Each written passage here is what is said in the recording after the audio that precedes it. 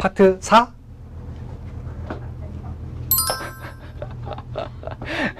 병충해 관리 부분 말씀드릴게요. 병의 충해 이렇게 나눠서 따로 파트로 말씀을 드려야 되고요. 근데 실질적으로 농가들이 체감하는 병충해 요즘 심각하게도 생각 안 하셔서 그냥 이런 병충해 있다라고 알고 계시면 될 것 같으세요. 예전같이 뭐 병충해 하나하나 이렇게 짚어가지고 그거를 농가들이 일일이 논에 들어가서 방제하고 계시는 것도 아니잖아요. 다 지금 손가락질만 합니다. 여기 요 필지야. 와서 방제해줘. 이렇게 해서 방제들 하시잖아요. 요런 게 있다. 요런 내 논에 어떤 병, 해충이 발생을 했다라는 게 알고 계시는 게 중요하니까 알고 계시면 될 것 같습니다. 주요 병해충 발생 시기입니다. 지금은 상자 처리제들 많이들 하시기 때문에 상자 처리제 하고 나서 60일간은 안 합니다. 병충해 방제. 그래서 기본 방제가 8월 출수기 때가 기본 방제였는데 요즘 문제가 되고 있는 해충이 뭐죠? 먹노린재입니다. 먹노린재가 문제되기 때문에 6월 하순에서 7월 초순에 1차 방제를 하셔야 되는 겁니다. 먹노린재 부분은 말씀을 드릴게요. 그 다음에 돌발해충이나 비리해충이 문제가 됐을 때 보완 방제로 해서 3차 방제 9월 초순에서 중순 사이, 그래서 3차 방제 하시는 게 맞습니다. 시대에 따라서 병해나 충해나 발생하는 빈도, 비율이 달라지긴 한데 지금 현재 문제되는 병들은 입진무늬 마른 병, 문고병이라고 합니다. 문제도 아니다라는 병이죠. 키다리병, 아까 말씀드렸던 키다리병, 요 정도입니다. 문제가 되는 병들은 키다리병입니다. 아까 처음에 종자소독 부분에서 말씀을 드렸는데요. 이러한 증상을 보이는 게 키다리병이고, 이러한 증상이 그냥 키가 쭉쭉 자라나서 죽는 비율보다 줄기 마름, 번답에 나가서 마름 증상을 보여서 죽는 비율이 7대3 정도로 훨씬 높다라는 거. 새로 마름 증상 균주가 이렇게 발견이 됐다라는 내용이다. 그래서 번답에서 말라 죽는데 이거 뭐냐? 키다리병 될 확률이 훨씬 높습니다. 나중에 거기서 회색 곰팡이들이 나오는 거고요. 생육 시기 중에 단 한 차례만 감염을 합니다. 출수 개화기 때, 아까 말씀드렸듯이 출수 개화기 때 회색 곰팡이가 감염을 합니다. 그래서 그때 쓸 수 있는 약제들이 헬리건 이런 종류 약제들이 있죠. 그래서 감염이 되는데, 키다리병이 감염이 되는데 왕겨만 감염이 되느냐? 아닙니다. 배하고 배유까지도, 배 16%, 배유 28%, 요 정도까지도 감염이 된다. 그래서 키다리병 예방을 위해서는 뭐가 중요하냐? 아까 말씀드렸죠? 종자소독이 중요하다. 그것도 뭐? 온도, 시간, 준수한 종자소독 방법이 중요하다라는 내용입니다. 요약본이죠. 육묘하실 때 키다리병이 아예 못 잡으신 것 같으시면 제거를 하시고요. 그리고 종자소독 하실 때 물량, 그리고 온도 소독 시간을 준수해야 되고, 파종량 준수하고, 육묘 온도를 30도 이하로 이렇게 하시는 게 이 키다리병을 줄이기 위해서 할 수 있는 농가분이 최선의 방법이다라는 내용입니다. 입진무늬 마른병입니다. 아시죠? 예전에는 풍년병이라고 그랬었어요. 이 병이 와야지 수량이 많이 나오기 때문에. 왜 나온가요? 안녕하세요, 이장님. 이장입니다. 이장이세요. 저 아신가요? 네, 가끔 나오더만. 입진무늬 마른병이 뭔가요? 네. 그거 비료 많이 주고 많이 잡고 심고 그럼 와. 오성경에 그냥. 예방 방법은요? 다들. 예방 방법 있을까요? 예방 방법은 조금 비료 덜 주고 조금 덜 빽빽하게 심고 공기 잘 통하고 건강하게 키우면 안 와. 근데 좀 덜 와. 근데 이 병관리하게 해봐라. 더 많이 먹는 게 중요한데야. 고맙습니다, 이장님. 고생해. 네. 보시는 바가 다 같습니다. 답니다. 다 알고 계세요, 농가분들. 왜 입진무늬 마른병이 오는지. 그런데 수량을 포기를 못 하시는 거죠.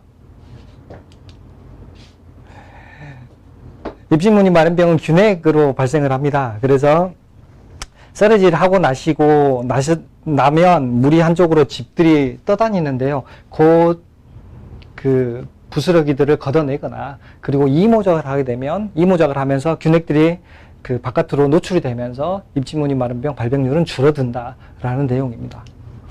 가시무늬병입니다. 가시가 바뀌었죠. 아시죠? 내가 나오는 답은 항상 나오니까. 내 답은 항상 나와.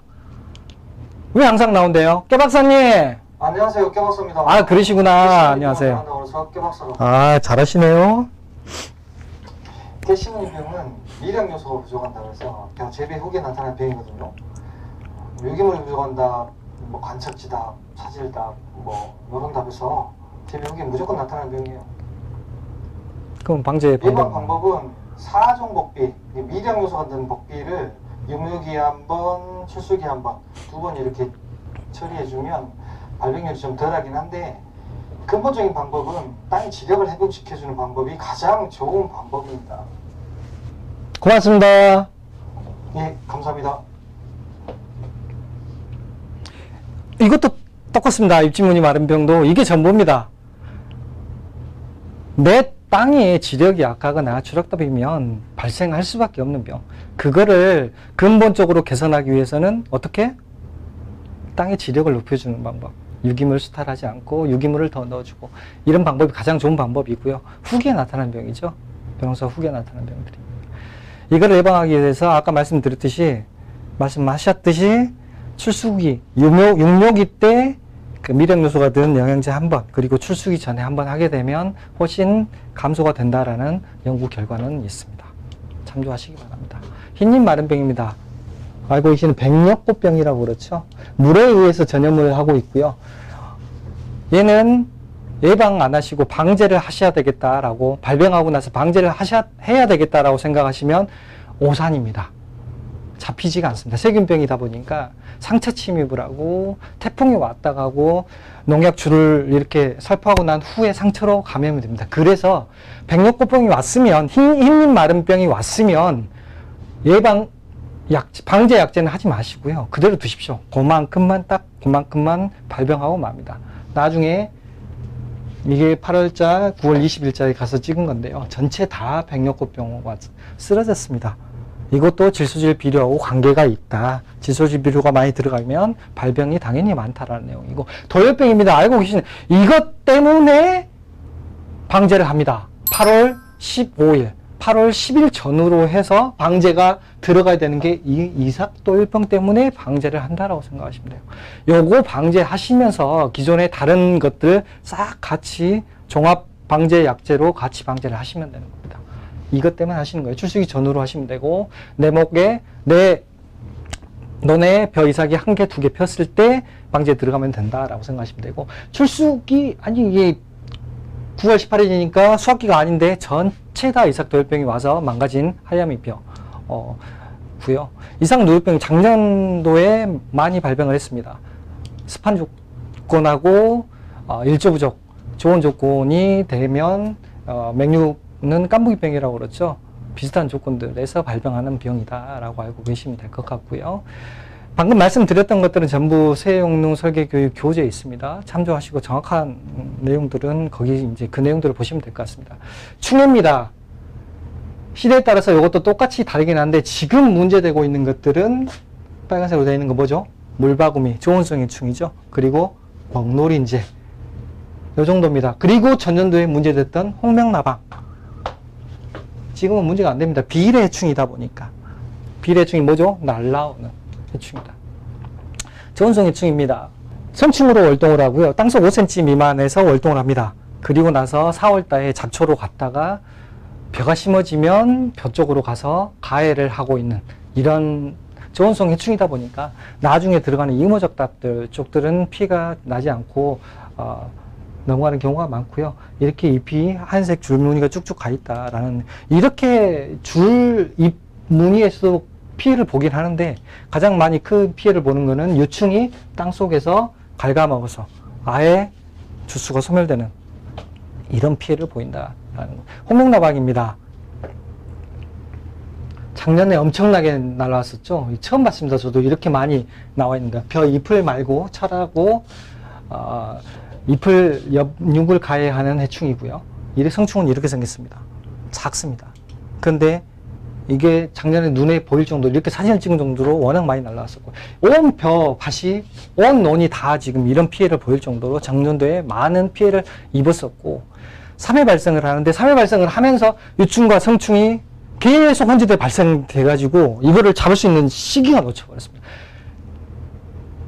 기본 방제하는 시기보다 조금 빨리 날아갔기 때문에 이 홍명나무를 못 잡아버린 거고 처음에 놓쳐버린 거를 계속 유충하고 성충이 혼재된 과정들이 진행되다 보니까 결국은 못 잡아버리고 한 해가 가버린 이 홍명나방.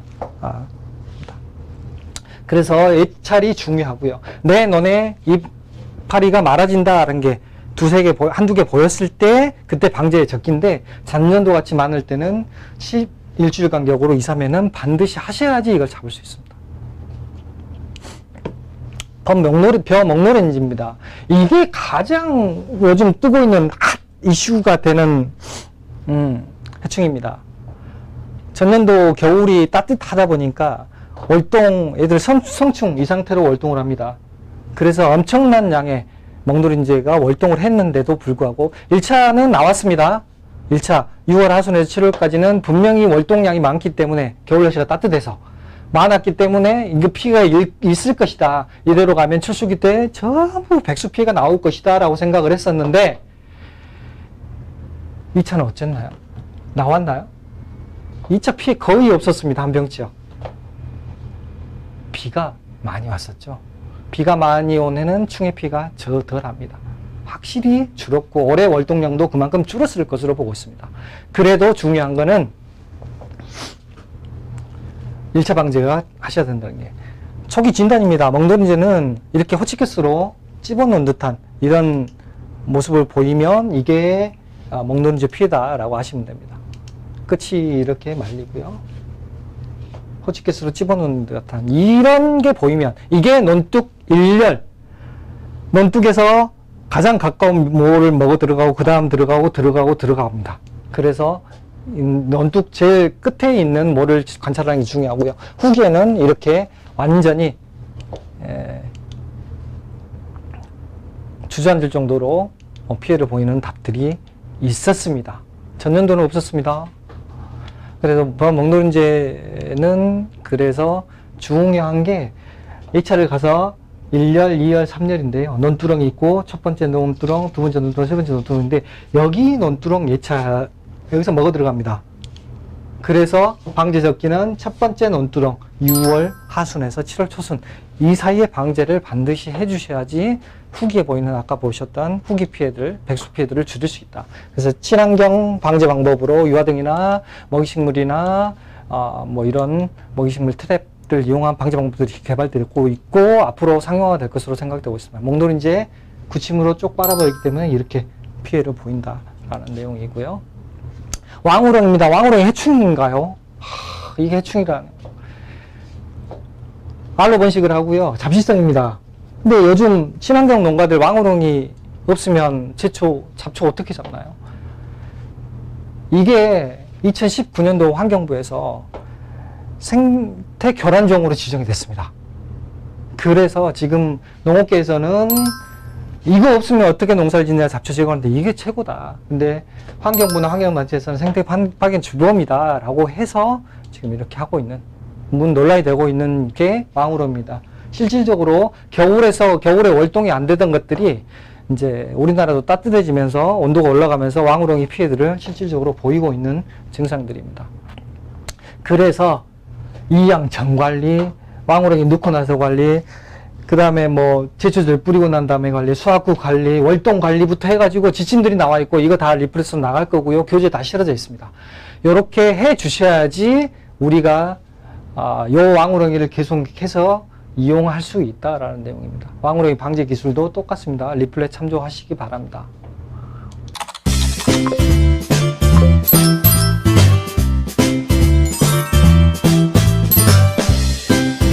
다 왔습니다. 물관리, 잡초관리만 하면 올해 농사 짓습니다.